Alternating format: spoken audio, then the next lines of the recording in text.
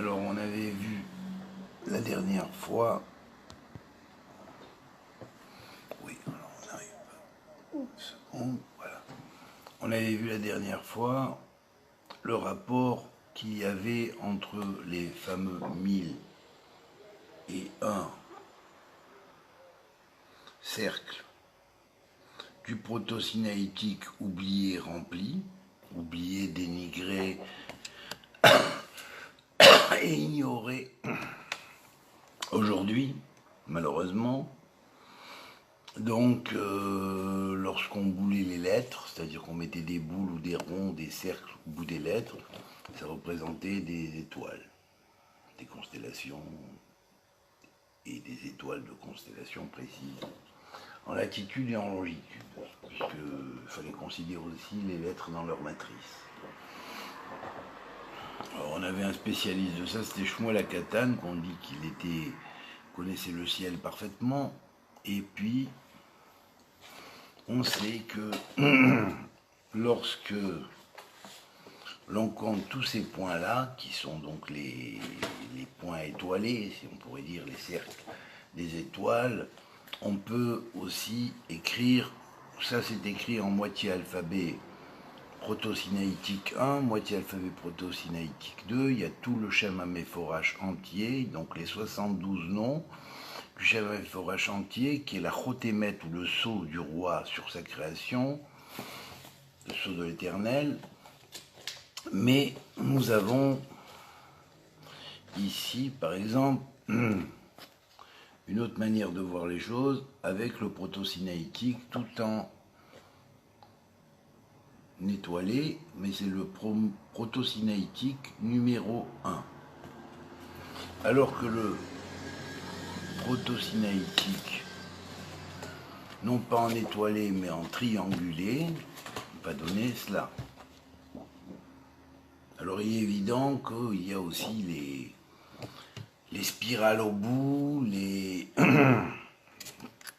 on peut faire tout l'alphabet en spirale, tout l'alphabet en pointe de flèche, ça veut dire l'atteinte de l'objectif par la volonté, en angle ouvert, si on pourrait dire, l'alphabet tout entier avec des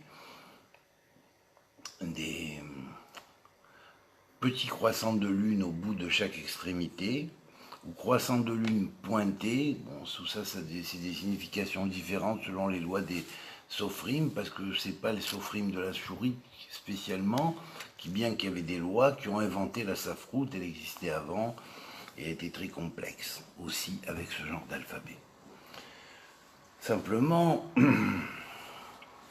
même si à Qumran on a trouvé une Torah écrite dans cet alphabet très ancien, et une autre dans laquelle le texte était écrit en achourite, mais chaque fois qu'il y avait marqué Yud Kevavke était marqué dans cet alphabet ancien, dans l'un des deux alphabets proto-sinaïtiques, ou entre l'un et l'autre le Vav différé, et là on a essayé de construire un troisième Vav, comme pour dire le Zeranpin, c'est lui qui prédomine avec la chourite.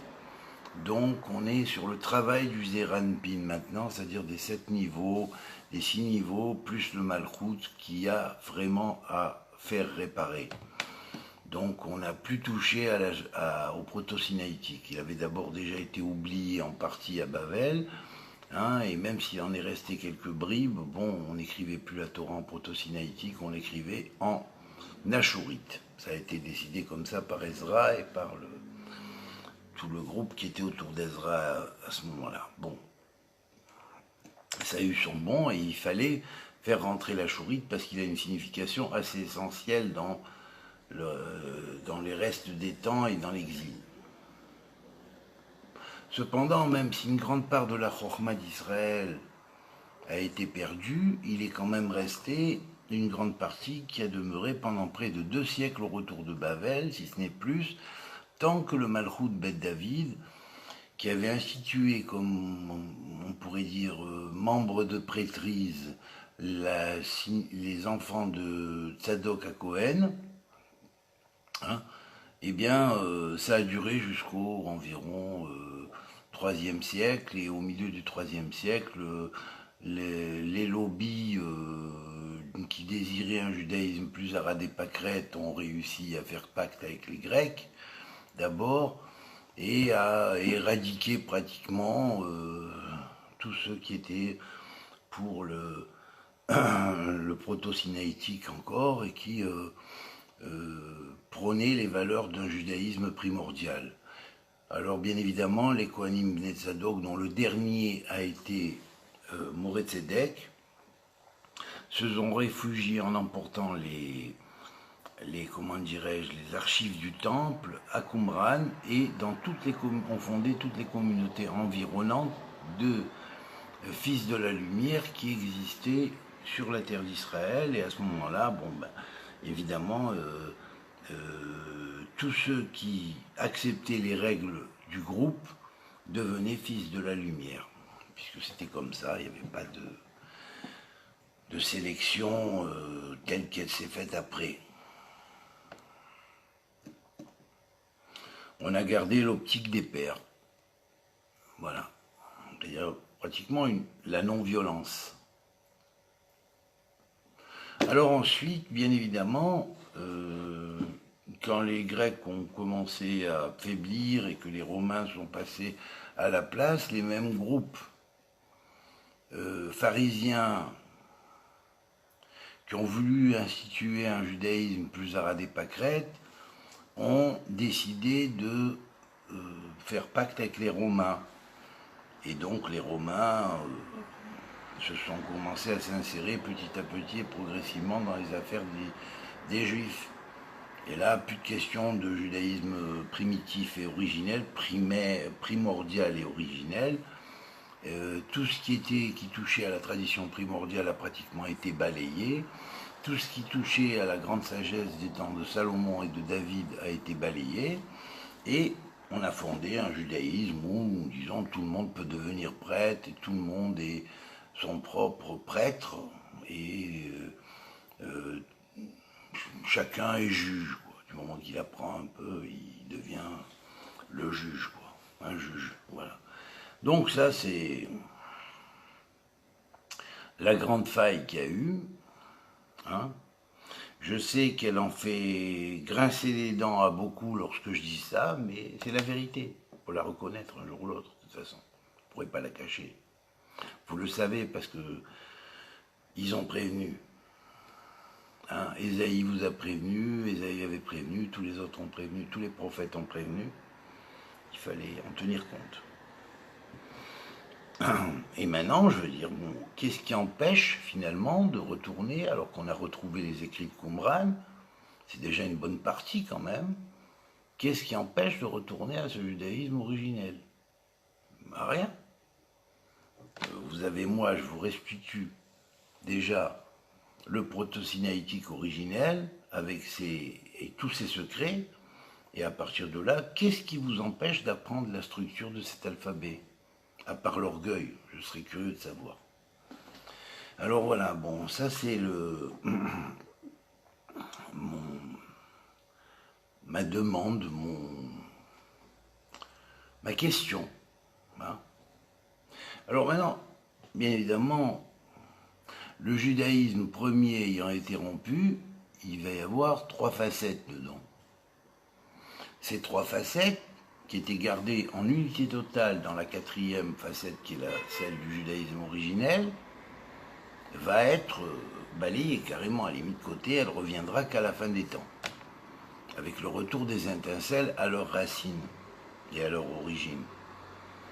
Donc l'islam n'est pas la dernière des religions. La dernière des religions, si on parle de religion ou de tradition, c'est le retour au judaïsme originel. Les derniers seront les premiers. C'est comme ça que on a bien dit dans les textes même qui sont venus à l'intermédiaire.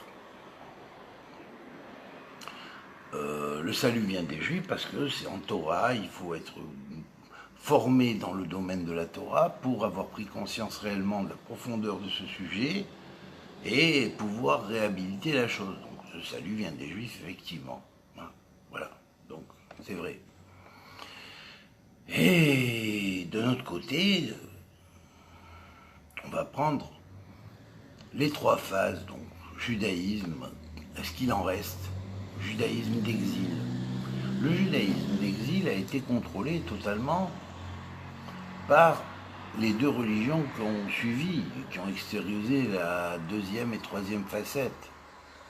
La première facette, qui est restée dans le judaïsme originel, du judaïsme originel dans le judaïsme qu'on a aujourd'hui, c'est surtout la Torah, le maintien de la loi des sophrim, de la loi des scribes, et en l'appliquant à la chourite, des règles précises pour l'écriture du Sefer Torah, des règles précises pour la lecture du Sefer Torah, des règles précises qui vont diviser les parachutes en les sections hebdomadaires en sections hebdomadaires, qui vont les diffuser au cours du temps, on va ordonner le Tanakh selon un ordre bien précis, et tout ça, donc tout ça, ça fait partie de ce que le judaïsme apporte.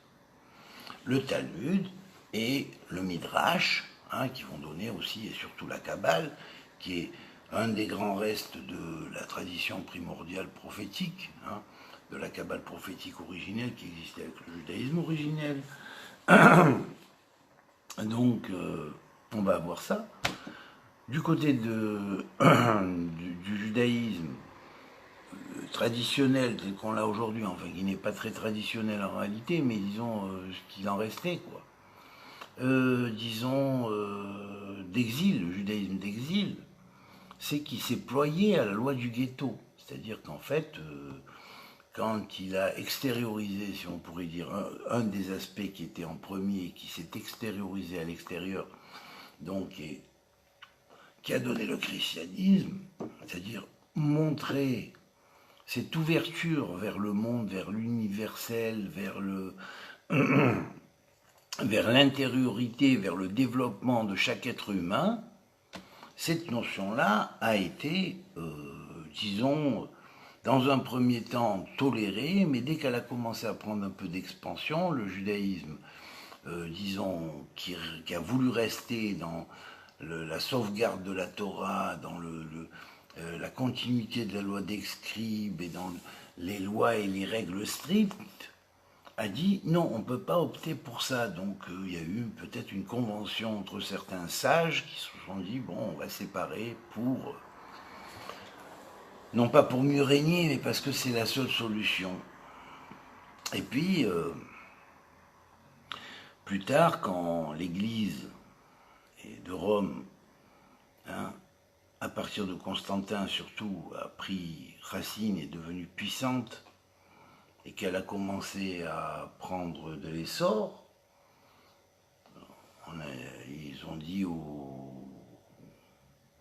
à tous ceux qui guidaient le peuple juif, c'est-à-dire en l'occurrence les rabbins, les chefs de communauté, attention, à partir de maintenant, c'est nous qui prenons la relève, le monde c'est pour nous, l'universalité c'est pour nous, et puis vous mettez de côté, vous restez en ghetto et vous bougez pas. Voilà. Alors maintenant, ceux qui pensent que c'est pas vrai, ils ont qu'à vérifier, tout simplement. Et je veux dire, c'est simple, il n'y a pas un État qui ne contrôle pas ce que font ses ouailles. Donc il est tout à fait logique que les gouvernements, qui étaient des gouvernements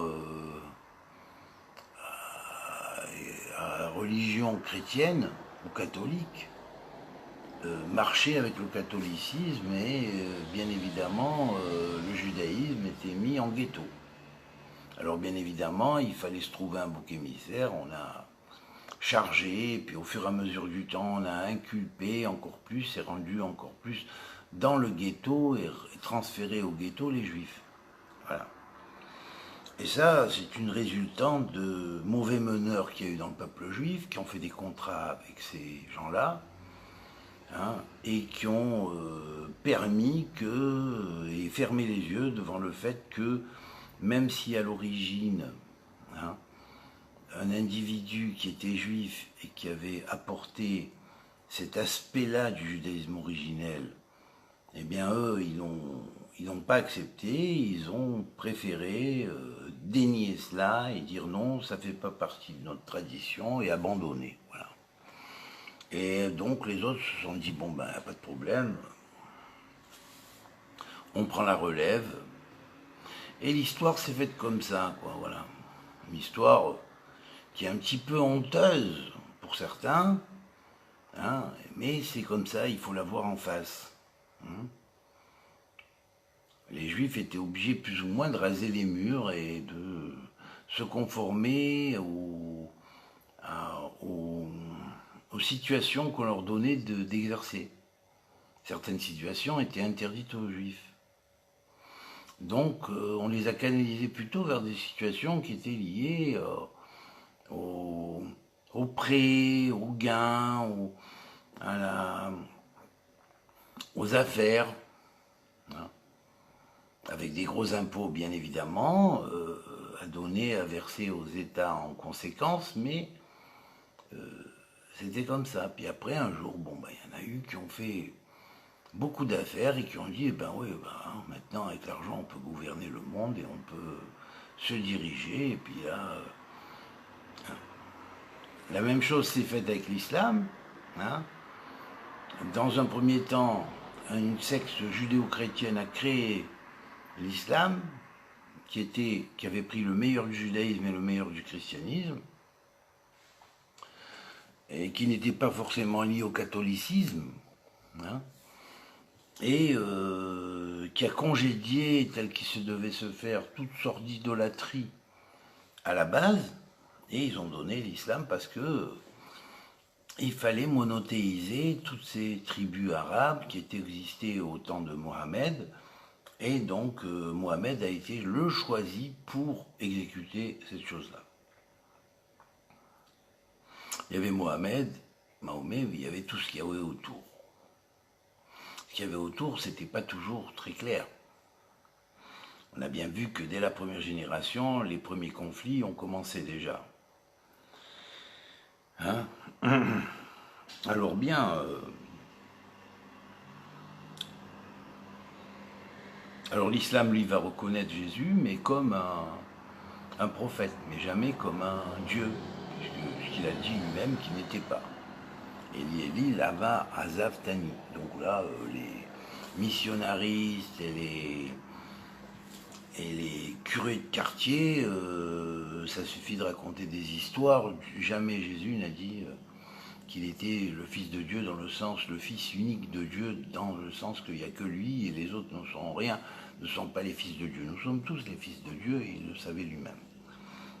Et la doctrine qu'il a enseignée est précisément une doctrine de développement de cette disposition qui existe en chacun et qui faisait partie justement des techniques qui étaient enseignées à la base aux prophètes et qui faisaient partie du judaïsme originel. Mais ça a été amené sous une certaine forme qui était un peu différente. De plus, l'art ayant été abandonné, tout l'art en puissance qu'il y avait, et toute la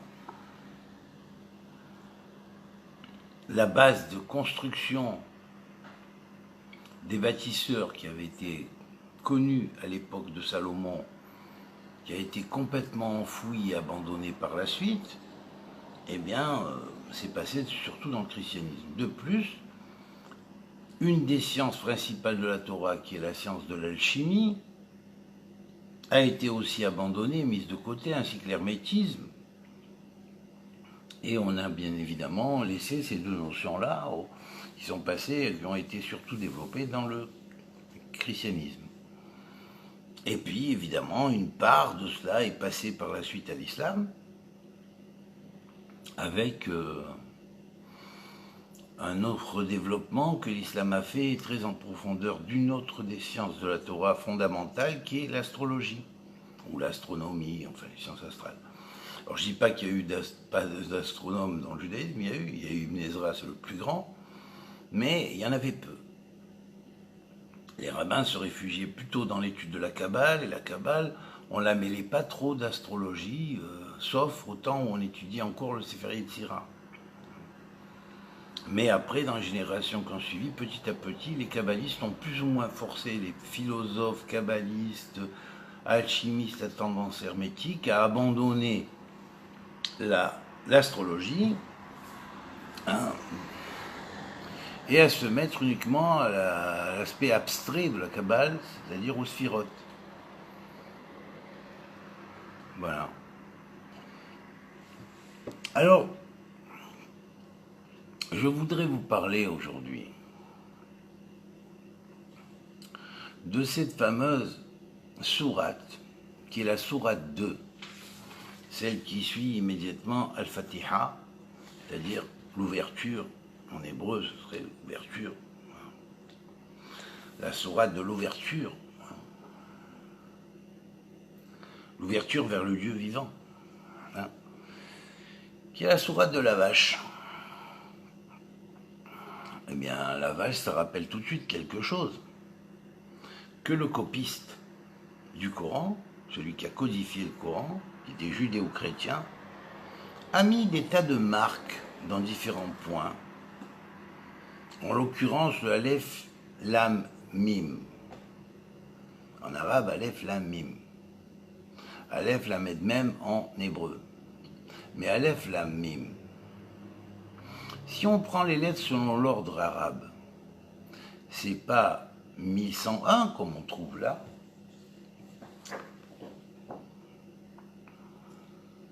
comme on trouve 1001, pardon, c'est pas 1001 comme ce fameux livre qui a réuni pratiquement de nombreux midrashim qui sont passés du judaïsme à l'islam et qu'on a repris sous une autre forme, sous la forme des 1001 nuits, mais c'est passé autrement. Là, le chiffre est 1101. Or, 100, tout seul, quand on le déduit de 1001, eh bien, nombre clé, hein, je précise. Ça nous rappelle les fameuses 100 portes avec Yitzhak et Méachéarim. Et puis on avait vu que la valeur 1001 était celle de Aaron Brit Adonai Elohechem, que c'est celle du Aaron, l'arche d'alliance de l'Éternel votre Dieu. Mais c'est aussi la valeur numérique de Vaïmol Avraham et Yitzhak Beno. Et Avraham fit la circoncision à Yitzhak Beno. Ça veut dire qu'il a été choisi pour représenter ça. La matrice de cela, qui est la matrice du proto-sinaïtique que vous voyez ici, au travers de 3 lettres qui sont marquées ici, du mot Magen, j'ai dessiné plus complètement. Et puis, bien évidemment, là,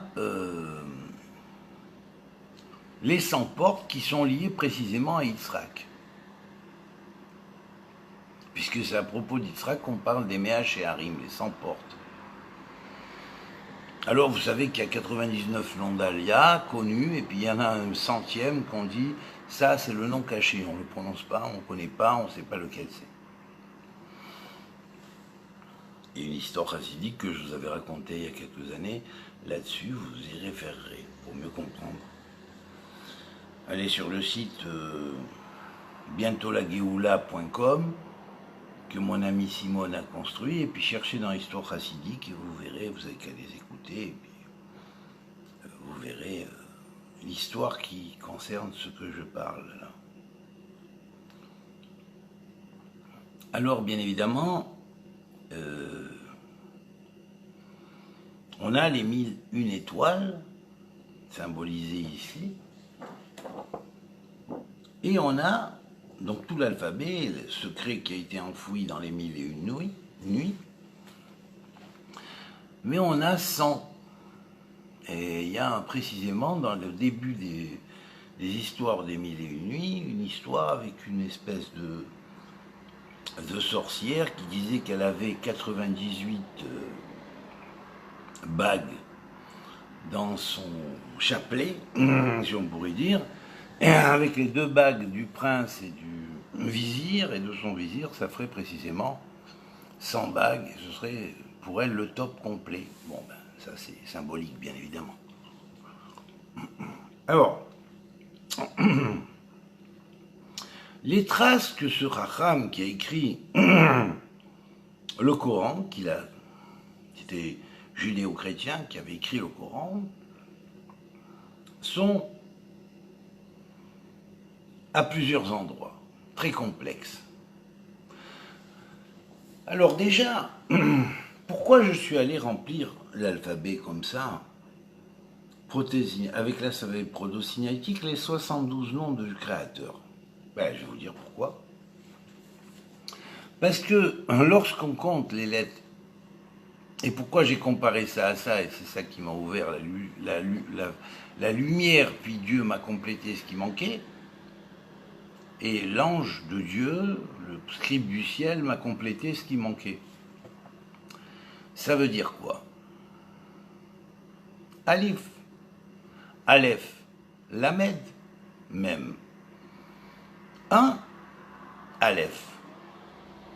Lamed, 30. Même, 40. Nous inversons les lettres. Après le même, nous faisons malé. Au lieu de prendre Aleph, Lamed et même ici, on fait comme ça. On prend la lettre qui est là, le Lamed, on garde le même, on prend le Lamed et le Aleph, on le met à la fin. Et on a malé. Malé veut dire complet. Alors, complet, c'est quoi, complet? Ben, c'est le nom de Dieu que lorsqu'on écrit Yud-Kevavke complet, hein, en rajoutant ce qu'on appelle la couronne finale, divine, eh bien, nous obtenons 72 en valeur numérique.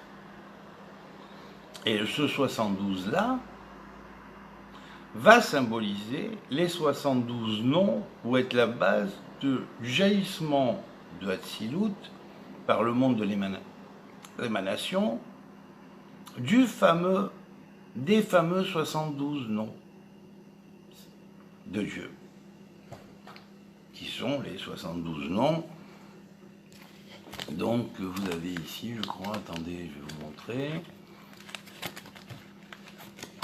Oui, là, ils sont proto-sinaïtiques. Attendez, on va le chercher en... Voilà. Ici, vous les avez en achorite. Voilà. Et en proto-sinaïtique 1, boulet, c'est-à-dire avec les étoiles au bout, ou les ronds au bout. Alors, bien évidemment, à partir de là, le Aleph, Lamed, Mim, il est lié au Shema Meforash et à la Torah automatiquement. Donc que l'on ne s'étonne pas de voir que la valeur numérique de Aleph Echad Lelot, les 1001 nuits, qui illustre ces valeurs coraniques, hein, transporte en lui un lien qui est relié à la Torah à l'origine, qu'il dévoile précisément. Puisque Aleph Ve'echad Lelot, mis en hébreu, fait la valeur numérique de Torah. Et lorsque l'on fait le total des valeurs numériques de tous les signes jusqu'au verso, hein, eh bien, nous avons 911, non pas 611 comme Torah, mais 911 cercles jusqu'au verso, qui est l'ère à venir, hein, et que 911 désigne le Réchit, le commencement des choses.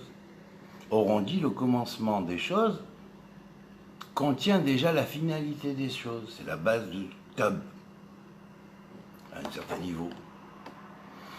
Et alors, bon, donc ce Réchit Rochma, ce commencement de la sagesse, qui est la crainte de Dieu, va être développé précisément au travers du Coran.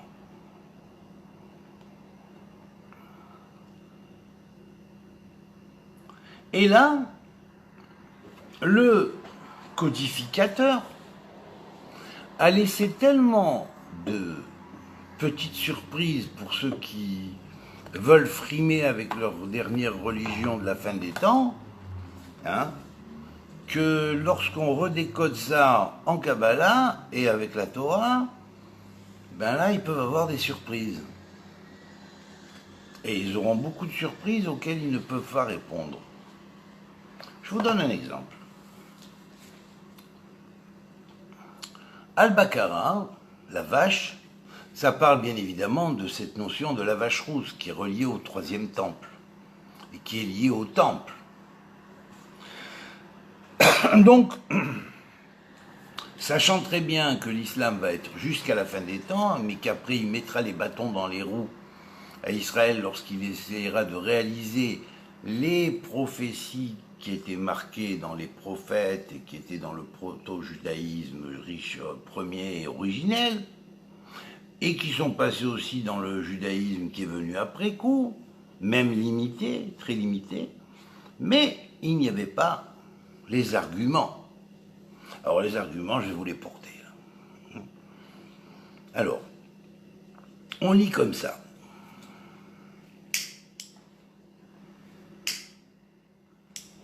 Vous lirez tout le chapitre de Al-Baqara, c'est-à-dire deuxième sourate, et vous constaterez qu'au verset 5, 6 et 7, il est dit comme ça. Ceux-là sont une bonne voie accordée de la part de leur Seigneur. Ceux-là sont les triomphants. Et là, on parle donc de ceux qui écoutent la parole de Dieu. Ce n'est pas forcément des mouslamim. Hein, ceux qui écoutent la parole de Dieu. Quant à ceux qui dénient,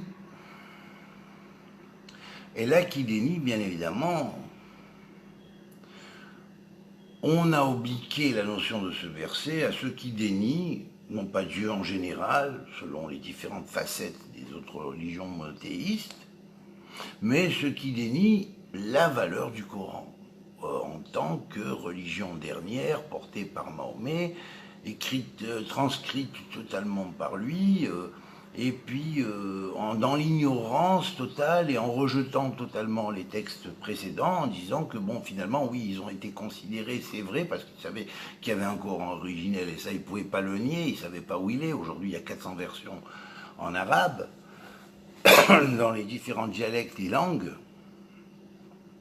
Mais d'ailleurs, le nombre 400, il est aussi bien mentionné dans le livre des Mille et une Nuits, et pas pour rien, parce que ça désigne les 400 soldats avec lesquels Ésaü, qui symbolise le frère ennemi de Yaakov, qui représente ici l'ange de la mort, vient avec ses 40 en force, et là, Yaakov est obligé de lutter contre l'ange de la mort qui a 400 tours dans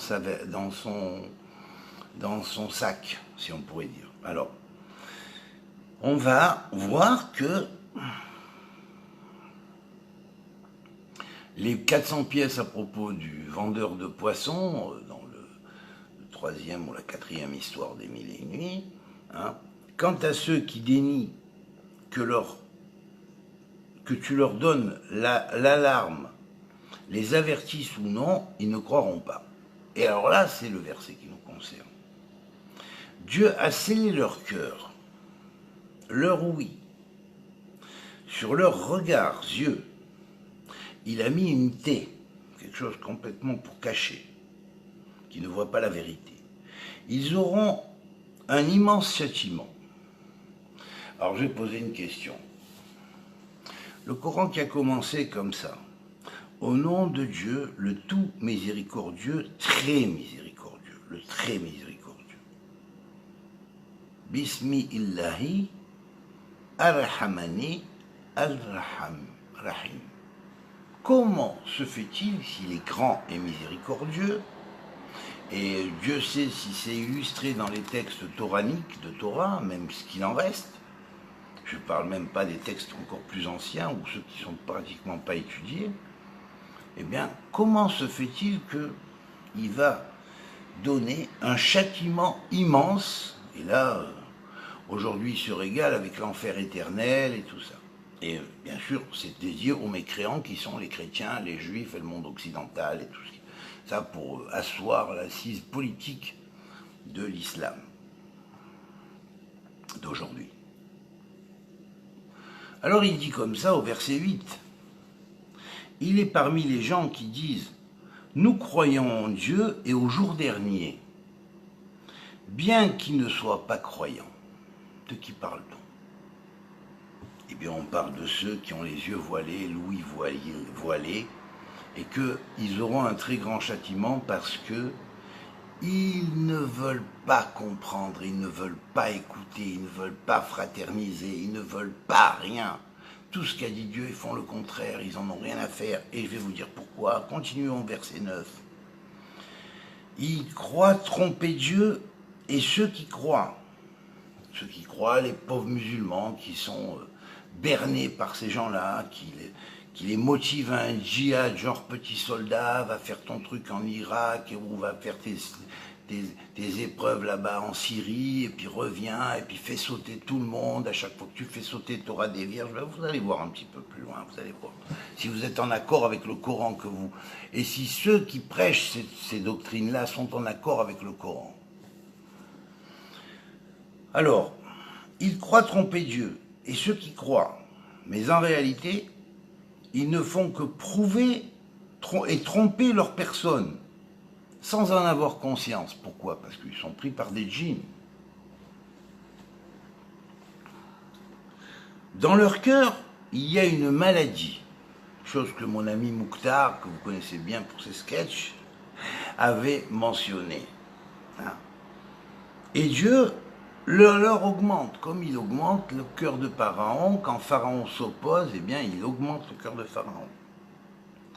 Ils auront un châtiment douloureux à cause de ce qu'ils démentaient.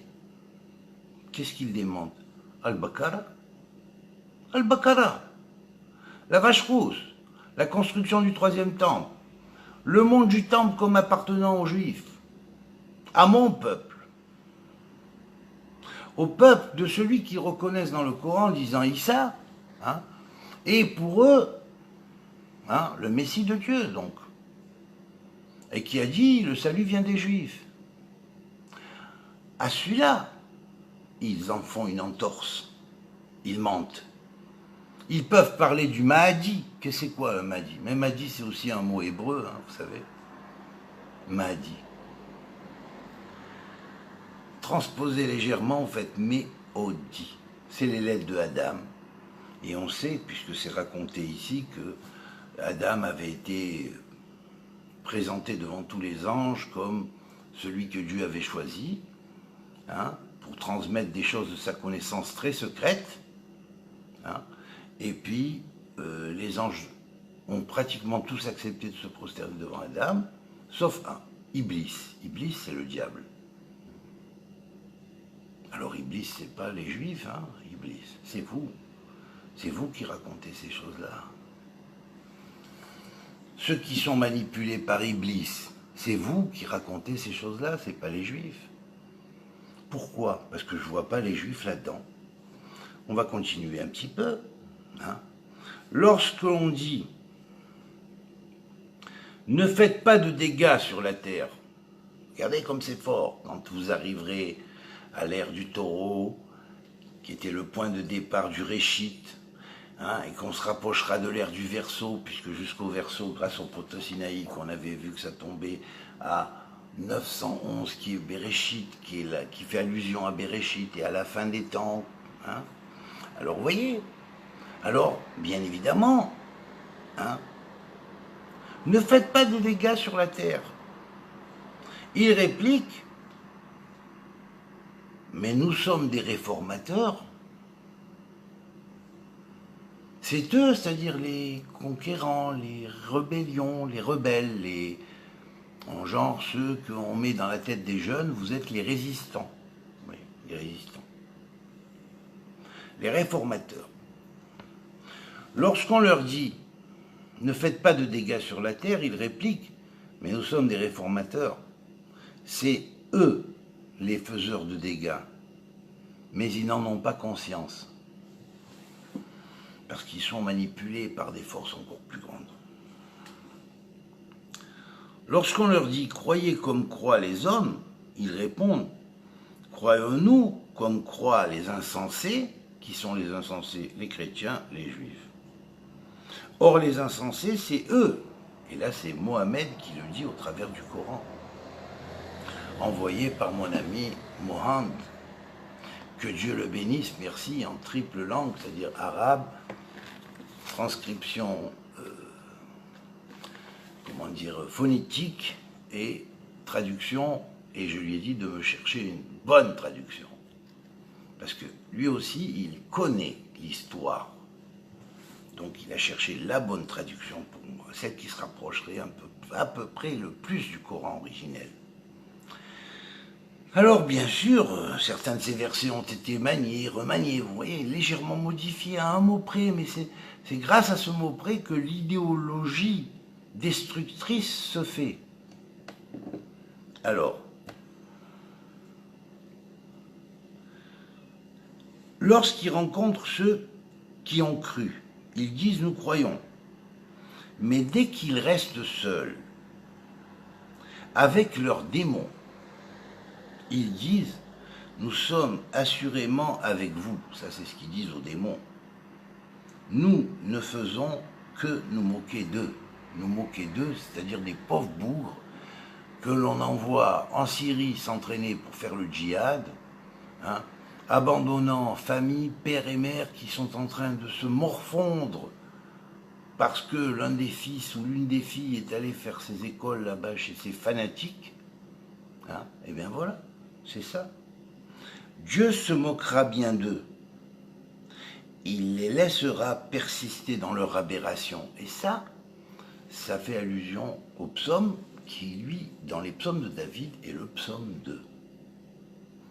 Pourquoi se démènent les peuples et les nations de la terre agitant de vains projets, hein? Ils se liguent tous ensemble contre l'Éternel et son oint, c'est-à-dire son Messie, et ils veulent faire bloc.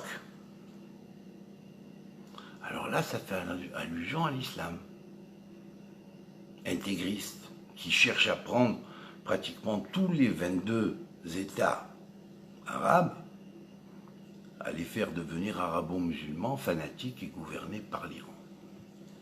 Et sa stratégie de vouloir monopoliser et conquérir le monde.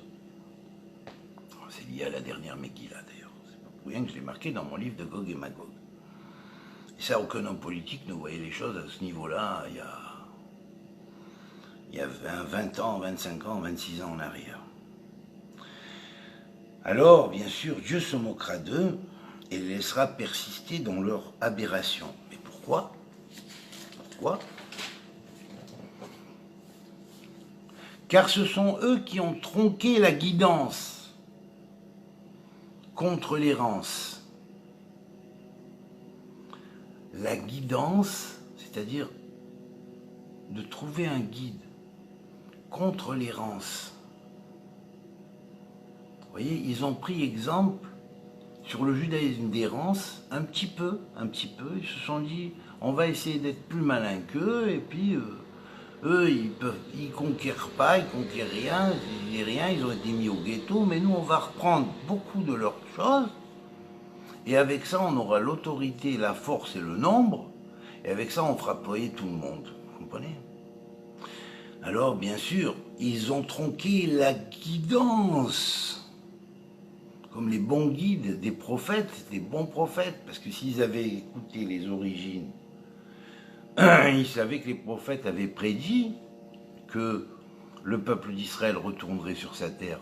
Vous l'avez mis au banc des accusés, vous avez dit non, il n'y a plus rien, ça, on ne reviendra jamais, c'est terminé, vous êtes hors circuit. On est venu après, c'est nous. Allez vous faire voir.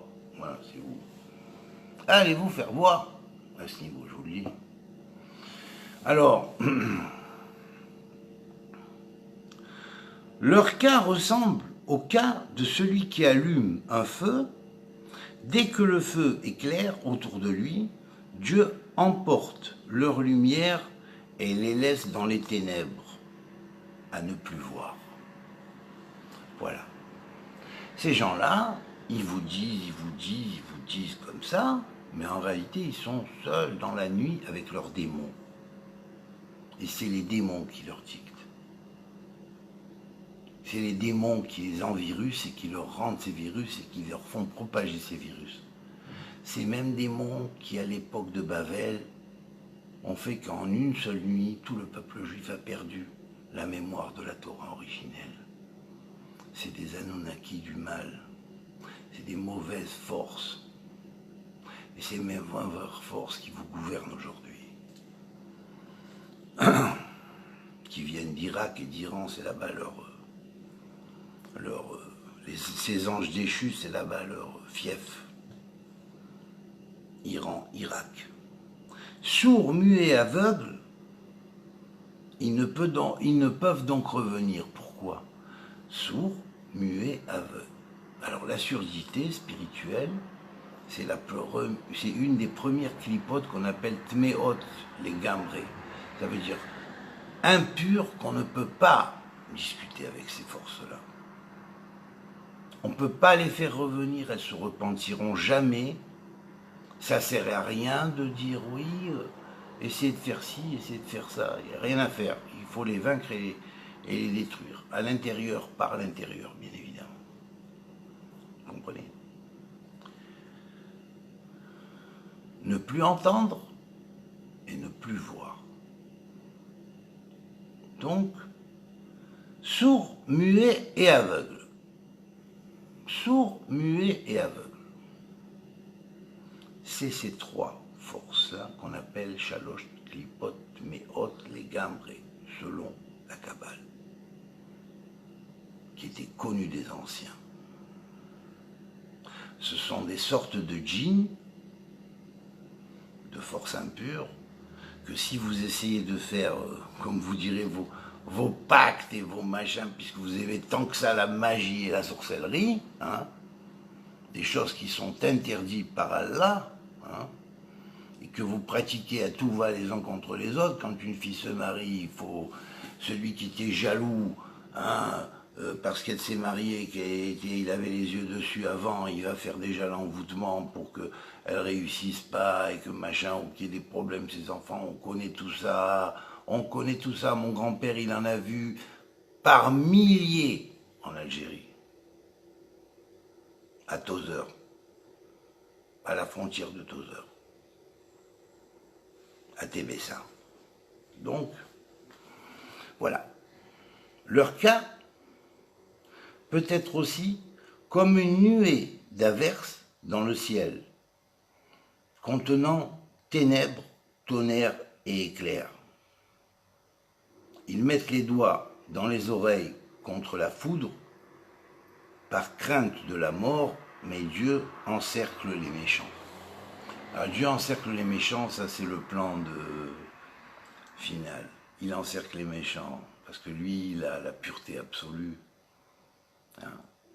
Alors vous lui échapperez pas et vous n'allez pas lui échapper, déjà dès maintenant. Ça je vous le dis. Parce que vous êtes allé un peu trop loin. Vous êtes allé un peu trop loin, vous avez fait trop de mal, vous faites tomber trop de têtes. Et l'Éternel en a assez exercre vos actions.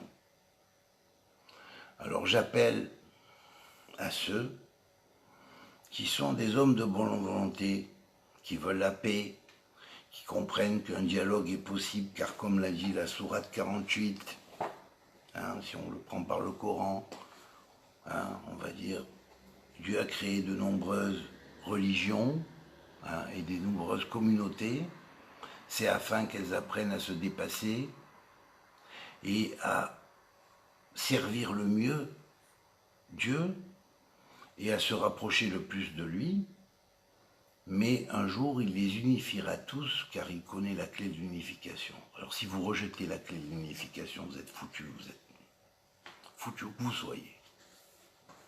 Où que vous soyez, vous êtes foutus.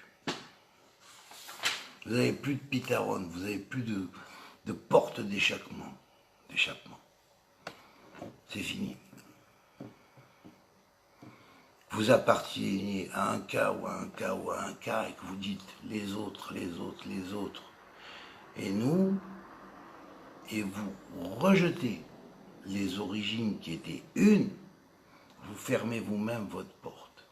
C'est tout ce que je vous dis. Vous faites ce que vous voulez, chacun a le choix dans la vie, chacun fait son choix. En fonction de son choix, il verra bien la conséquence de son choix, c'est-à-dire celui qui a semé dans les larmes et qui a semé dans la souffrance véritable, voilà, eh bien, il récoltera dans la joie, et ceux qui ont falsifié, hein, eh bien, ils verront bien, ils auront la rétribution de la falsification. Alors voilà, je veux terminer en disant que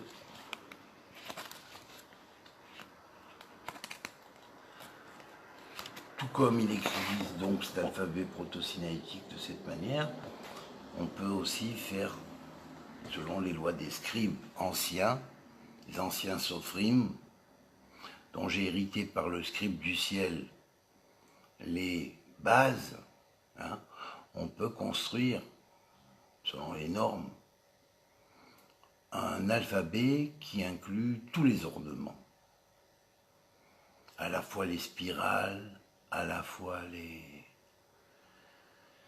les cercles avec point au milieu, les spirales avec point du milieu bien mentionné, les croissants de lune ouverts comme ça au bout des lettres avec le cercle à l'intérieur, ce qui signifie que ça récepte, avec le point à l'intérieur, ça veut dire la graine de réception a été reçue, ou alors avec le petit cercle, avec le point au milieu, ça veut dire que la graine a commencé à éclore et que ici on est à une alliance soleil-lune, et donc l'enfant est en préformation déjà, hein, le principe fils est en formation. Hein.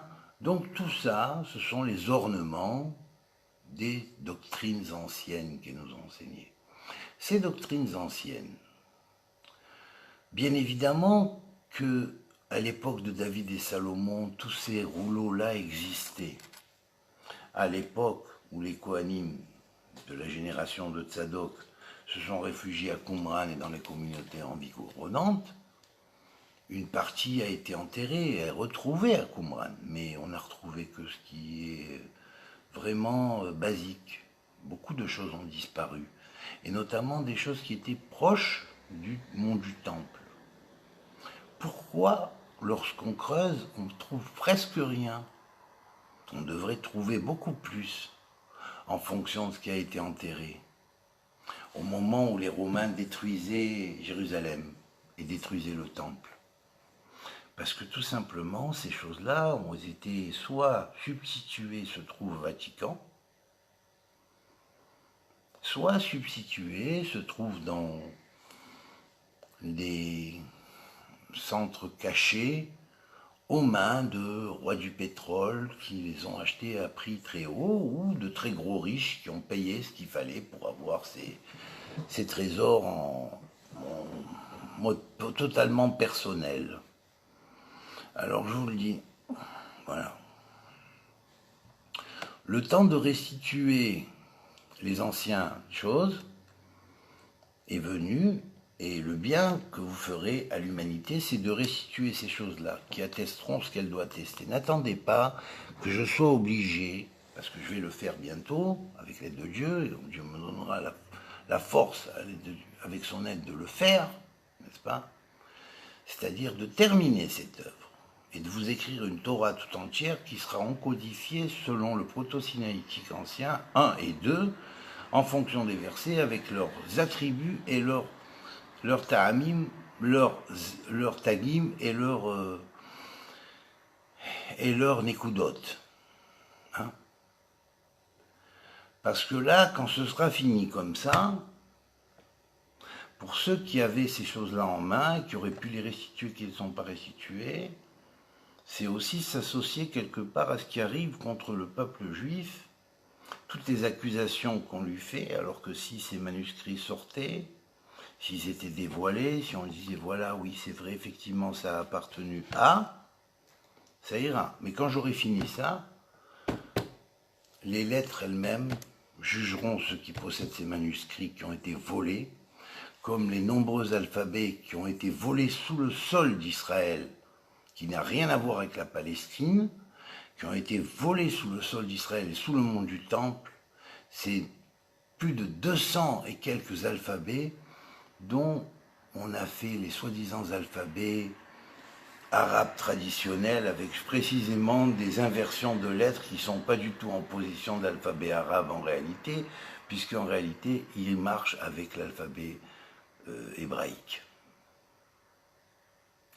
Alors, allez raconter ça à qui vous voulez, mais Yacoub al-Kindi, hein, il a fait exprès de laisser cette chose-là et de réunir tous ces alphabets-là et de les mettre parce qu'il savait qu'un jour quelqu'un viendrait et qui ferait le travail sur ordre de Métatron, le prince des Phas, qui lui demanderait de restituer tout ça. Et donc ce travail, je l'ai fait pendant des années. Et n'allez pas raconter n'importe quoi à n'importe qui. Il y a des lettres qui ont des formes précises et il n'y a que lorsqu'on les identifie kabbalistiquement selon leur nom hébraïque que la lettre répond à la forme qu'elle a. Alors, ne racontez pas n'importe quoi.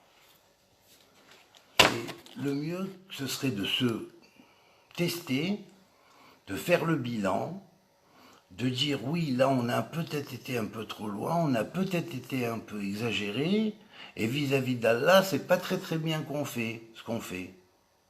Alors à ce moment-là, il n'y a pas de problème. Allah est grand et miséricordieux, il vous pardonnera, mais sinon il vous poursuivra, je vous le dis. Voilà. Et attendez-vous à voir beaucoup de choses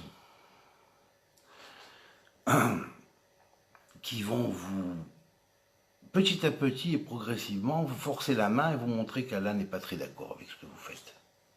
Voilà.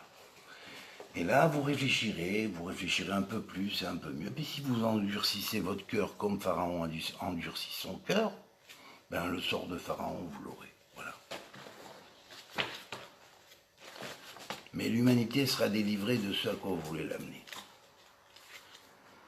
La loi du talion, c'est pas comme vous dites et comme vous avez interprété. Voilà, c'est tout. Il y a bien un temps où il faut remettre les pendules à l'heure et les diapasons là, au do et au si, au fa, je ne me rappelle plus, hein, les trois clés, la clé de do, la clé de sol et la clé de la, je crois. Voilà. Donc, voilà. Remettez-vous en cause. Ne trahissez pas les anciens parce que ça se retournera toujours contre vous. Ne trahissez pas les anciens. Ne cherchez pas à prendre la place de l'autre parce que vous ne trouverez même pas votre propre place à vous-même. Soyez honnêtes comme les premiers. Soyez honnêtes comme les premiers. Et arrêtez de reprocher aux autres ce que vous faites vous-même et que vous faites pire que tous. Hein? Allez, chers amis, que Dieu vous protège. Je vous souhaite un Shavuot Tov, une bonne semaine, et puis faites tourner. Et tant pis pour ceux qui ne sont pas d'accord. Voilà. À l'école, tout va midi à tous. Et tant mieux pour ceux qui sont d'accord.